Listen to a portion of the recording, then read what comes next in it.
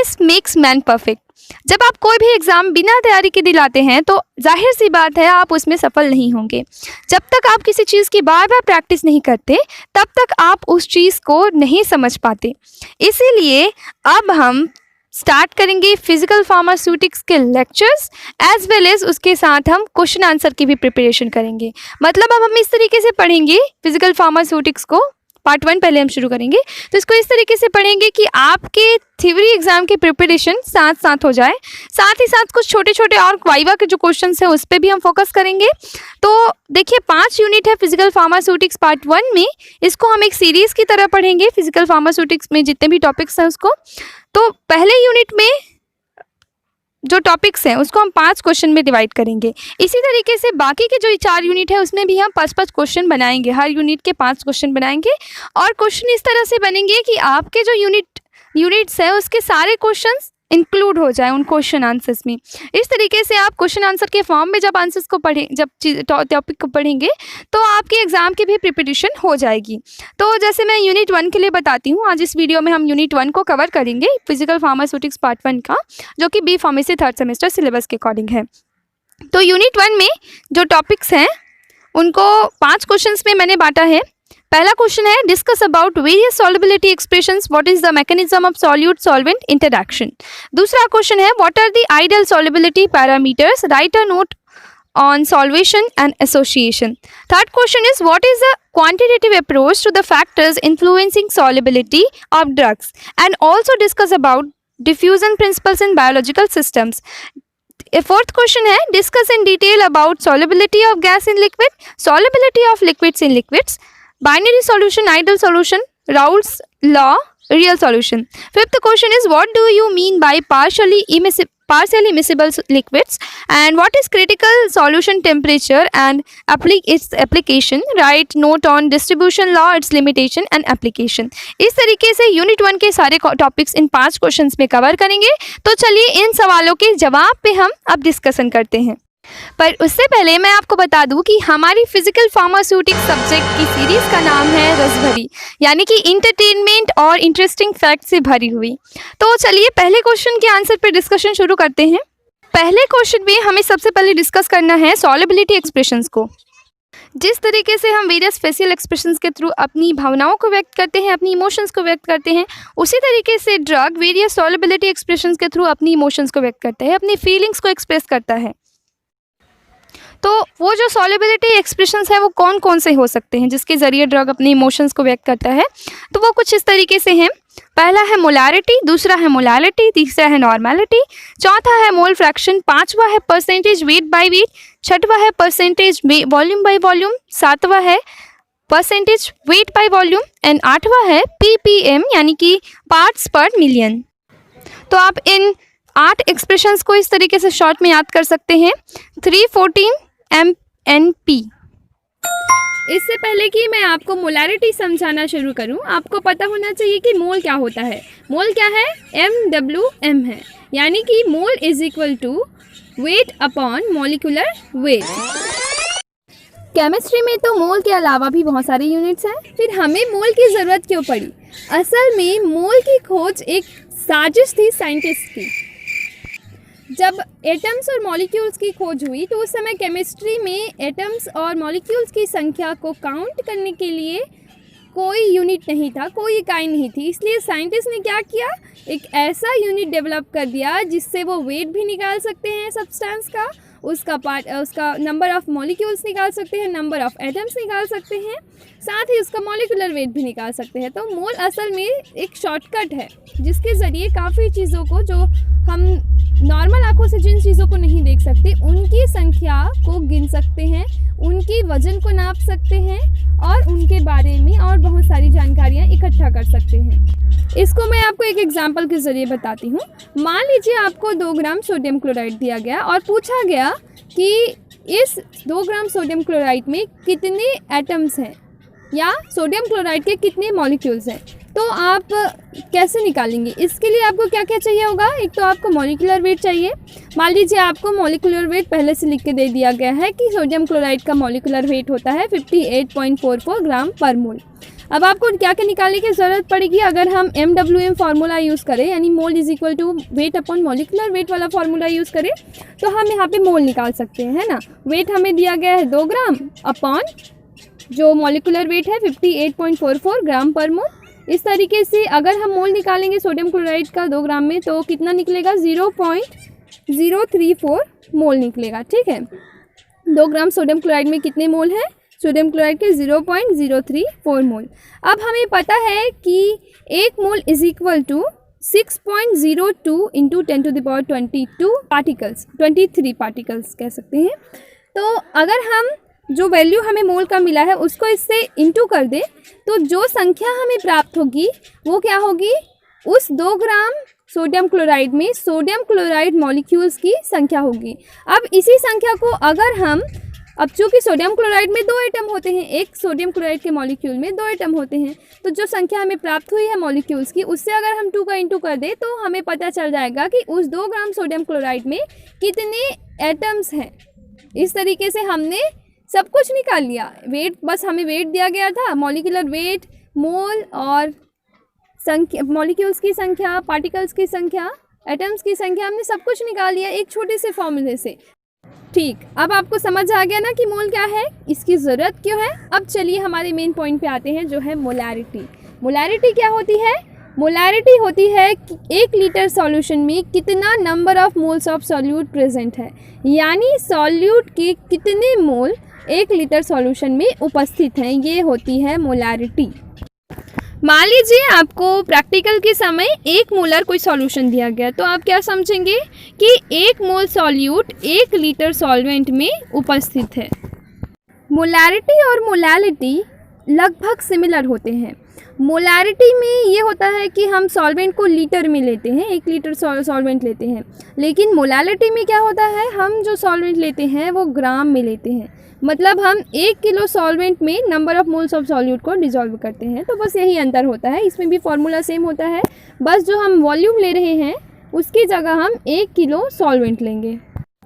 अच्छा, आप एक और बात ध्यान में रखिएगा कि टेम्परेचर बदलने से वॉल्यूम बदलता है, लेकिन भार पे यानी कि वेट पे इसका कोई इफ़ेक्ट नहीं पड़ता। इसीलिए जब भी हम सॉल्युबिलिटी रिलेटेड फिनोमिनास पे काम करते हैं, अगर हमें काम अलग अलग टेम्परेचर पे करना है तो वहाँ पे हम मोलैलिटी को चुनते हैं। ये क्वेश्चन कई बार पूछा जाता है, ऑब्जेक्टिव में आता है, इसलिए इसको ध्यान में रखिएगा। नॉर्मेलिटी, देखो बच्चों, नॉर्मेलिटी बहुत ही नॉर्मल सी चीज़ है। किसी सॉल्यूशन की नॉर्मेलिटी को हम इस तरीके से डिफाइन कर सकते हैं कि जो हम सॉल्यूशन ले रहे हैं उसके पर लीटर में कितना equivalent weight of solute dissolve है। इक्विवेलेंट वेट कैसे निकालेंगे, इसके लिए चाहिए हमें एन फैक्टर और मॉलिक्यूलर वेट। जो सब्सटेंस हम ले रहे हैं उसको अगर आयंस में तोड़ेंगे तो उसके आयंस में जितना चार्ज आता है वही उसका एन फैक्टर कहलाता है। मान लीजिए हम सोडियम क्लोराइड ले रहे हैं तो उसमें चार्ज -1 +1 आएगा, तो वहाँ पे एन फैक्टर 1 होगा। तो अब हमें इक्विवेलेंट वेट कैसे निकालना है उस सब्सटेंस का, उसके लिए हम उसके मॉलिक्यूलर वेट को, सब्सटेंस के मॉलिक्यूलर वेट को डिवाइड कर देंगे एन फैक्टर से। इस तरीके से हम इक्विवेलेंट निकाल लेंगे और नॉर्मेलिटी को भी आसानी से फिर कैलकुलेट कर सकते हैं। अच्छा, हमें नॉर्मेलिटी से फ़ायदा क्या होगा? तो फ़ायदा ये होगा कि अगर हम आयनिक कंपाउंड की सॉल्युबिलिटी डिस्क्राइब करना चाहते हैं तो वहाँ पे हम नॉर्मेलिटी का उपयोग कर सकते हैं। हमने जो शुरू में मोल पढ़ा था उसके फ़ायदे जो हैं अब आपको पता चलेंगे जब आप मोल फ्रैक्शन पढ़ेंगे। मोल फ्रैक्शन में हम क्या करते हैं कि जो हमने सॉल्यूशन बनाया है उसमें कितने मोल सॉल्यूट के हैं और कितने मोल सॉल्वेंट के हैं इसका पता लगाते हैं, क्योंकि सॉल्यूशन बनने के बाद तो सॉल्यूट सॉल्वेंट मिक्स हो जाता है, तो हमें डिस्टिंग्विश करने में परेशानी होती है। इसलिए हम ये सिंपल तरीका यूज़ करते हैं, जितने मोल हमने सॉल्यूट लिए हैं और जितने मोल सॉल्वेंट लिए उसको ऐड करके टोटल सॉल्यूशन में कितने मोल प्रेजेंट है उसको निकालते हैं। उसके बाद हमें अगर सॉल्यूट का मोल फ्रैक्शन निकालना है, यानी सॉल्यूट के कितने मोल प्रेजेंट है उस सॉल्यूशन में ये निकालना है, तो उसके लिए हम सॉल्वेंट का जितना भी मोल है upon total mole of the solution ऐसे करके डिवाइड करके हम सॉल्यूट का मोल फ्रैक्शन निकाल लेते हैं। इसी तरीके से अगर हमें सॉल्वेंट का निकालना है तो हम सॉल्यूट का mole fraction upon total mole of the solution ऐसे करके निकाल लेंगे। तो इसको आप ऐसे एग्जाम्पल लेके भी समझ सकते हैं कि मैंने अगर आपको डेयरी मिल्क की चॉकलेट दी 4 और 4 किटकैट की चॉकलेट दी, आपके पास टोटल 8 चॉकलेट है। अगर मैंने कहा कि मैंने पहले जो चॉकलेट दिया उसको वापस करो, तो आप क्या करेंगे, 8 में से 4 माइनस कर देंगे और 4 मुझे वापस दे देंगे, तो वो क्या हो जाएगा, मोल फ्रैक्शन हो। अरे नहीं, ये तो चॉकलेट फ्रैक्शन हो जाएगा। वैसे मैं चॉकलेट देने के बाद उसको वापस लेती नहीं, अगर लेती भी हूँ तो ये नहीं पूछूंगी कि आपने कितना मोल चॉकलेट खाया, इसलिए डोंट वरी अबाउट दैट। तो चलिए हम आगे कंटिन्यू करते हैं। नेक्स्ट है परसेंटेजेस। तो ये कुछ नहीं है, कंसंट्रेशन को एक्सप्रेस करने के तरीके हैं बस। इसको आप ऐसे याद रखिएगा, WW, यानी weight by weight, weight by volume और वॉल्यूम इन वॉल्यूम।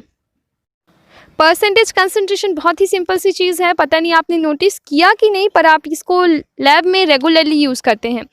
फिर भी एक एग्जांपल के ज़रिए समझिए। जैसे मैंने कहा कि आपको 20% सोडियम हाइड्रोक्साइड सॉल्यूशन बनाता है, तो सिंपल सा कॉन्सेप्ट है, सोडियम हाइड्रोक्साइड सॉलिड है तो उसको हम ग्राम में ले लेंगे, 20 ग्राम सोडियम हाइड्रोक्साइड हम वे कर लेंगे।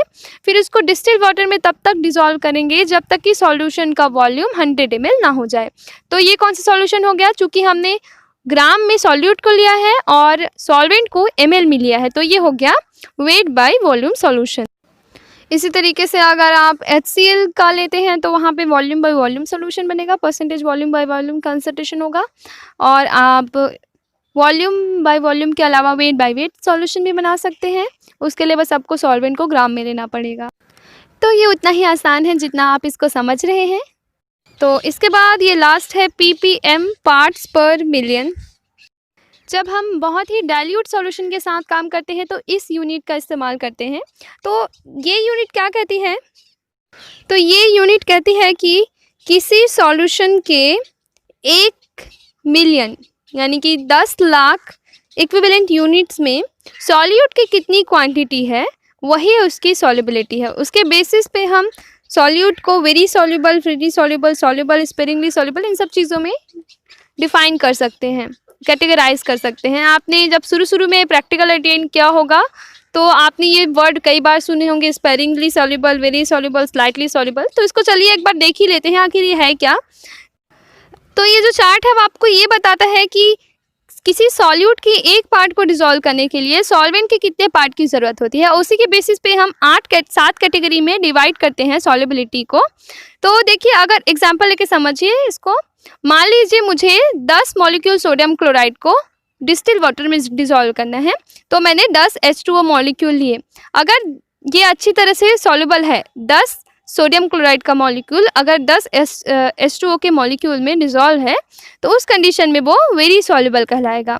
अगर मुझे ज़्यादा पार्ट्स की ज़रूरत पड़ रही है, मतलब मुझे 10 मॉलिक्यूल से ज़्यादा चाहिए, अगर मुझे और ज़्यादा सॉल्वेंट की ज़रूरत पड़ रही है और ज़्यादा डिस्टिल वाटर की ज़रूरत पड़ रही है उस 10 मॉलिक्यूल सोडियम क्लोराइड को डिसॉल्व करने के लिए, तो उस कंडीशन में सॉल्युबिलिटी फिर डिक्रीज़ होती जाती है। जितने ज़्यादा पार्ट्स ऑफ सॉल्वेंट लगेंगे उतने ही ज़्यादा उसकी सॉल्युबिलिटी कम होगी उस सॉल्यूट की, उस सॉल्वेंट में।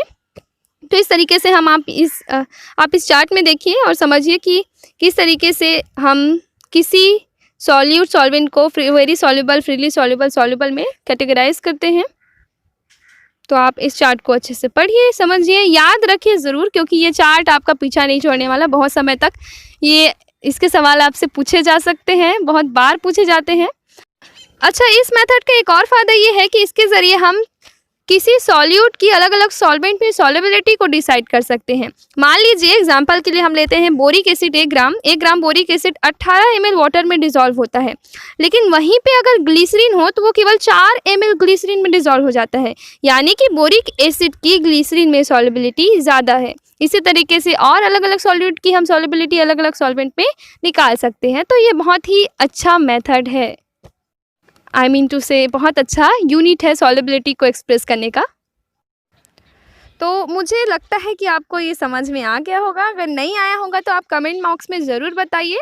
और वैसे तो मैंने सोचा था कि एक ही वीडियो में मैं सभी जो क्वेश्चन है उसको कंप्लीट कर दूं, लेकिन इसको बनाने के बाद मुझे लगा कि जो बाकी के 4 क्वेश्चन हैं उस पर मुझे अलग अलग सेपरेट वीडियो बनाना चाहिए, क्योंकि हर किसी को अलग अलग टॉपिक्स की तैयारी करनी होती है। एक साथ अगर कर दूँगी तो बच्चों को परेशानी भी होगी, इसलिए मैंने ये डिसाइड किया है कि एक एक क्वेश्चन का एक एक वीडियो तैयार करूँगी। और आई होप कि आप इस वीडियो लेक्चर का नोट्स बना रहे थे। नहीं बनाया होगा तो प्लीज़ अभी वीडियो को दोबारा देखिए और नोट्स बनाइए, क्योंकि आप जो भी पढ़ रहे हैं, जो भी पढ़ते हैं, उसका एक हार्ड कॉपी आपके पास होना चाहिए, ताकि आप इंस्टेंटली किसी भी चीज़ को रिवाइज कर सकें।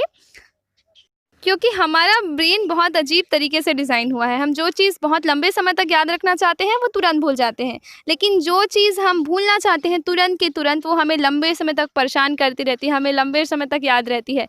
इसीलिए आप इस मेथड ब्रेन के खेल को समझिए और इन चीज़ों पर ध्यान रखिए कि आप हर चीज़ जो भी पढ़ते हैं उसका हार्ड कॉपी अपने पास रखें, उसका नोट्स बना के रखें, ताकि आप इंस्टेंटली कभी भी उसका क्विक रिवीजन कर सकें। सो इस वीडियो के लिए बस इतना ही। Thank you so much. Like, share and subscribe to UG pharma guide. Okay, ज़रा रुकिए, आपके लिए एक कोट भी है। तो कोट ये है, forget about goals, focus on your system, because goals are about the result you want to achieve, but systems are the processes that lead to those results. यानी कि आप अपने लक्ष्य को भूलिए, उसकी जगह आप सिस्टम पे फोकस करना शुरू कीजिए, क्योंकि गोल्स क्या है, वो परिणाम है जो आप पाना चाहते हैं। उसके बारे में बार बार सोचते रहने से आप उसे हासिल नहीं कर लेंगे, केवल सोचने से कुछ नहीं होता है ना। लेकिन सिस्टम यानी कि उस गोल तक पहुंचने का जो रास्ता है वही सिस्टम है। तो उसको अगर आप फॉलो करते हैं, उस पर ध्यान देते हैं, तो आप एक ना एक दिन ज़रूर उस गोल को अचीव कर लेंगे। इसलिए दिन भर गोल्स के बारे में सोचते रहने से अच्छा है आप उसके सिस्टम पे काम कीजिए, जो आपको उस सिस्टम पे काम कीजिए जो आपको उस गोल तक पहुंचा सकता है, आपको अपनी मंजिल हासिल करने में मदद कर सकता है। सो ये था आज का कोट। आई होप कि आप इसको फॉलो करेंगे। तो ये कोट था जेम्स क्लियर के द्वारा एटॉमिक हैबिट से। और मैं जो भी छोटी छोटी कोट्स बताती हूँ, थॉट्स बताती हूँ, उसको आप ध्यान में रखा कीजिए, क्योंकि यही वे चीज़ें हैं जो आपकी पढ़ाई को बोझ बनने से बचाती है, मतलब आपको पढ़ाई को एंजॉय करने में मदद करती है। तो इन छोटी छोटी बातों को ध्यान में रखिएगा, स्वस्थ रहिएगा, सुरक्षित रहिएगा।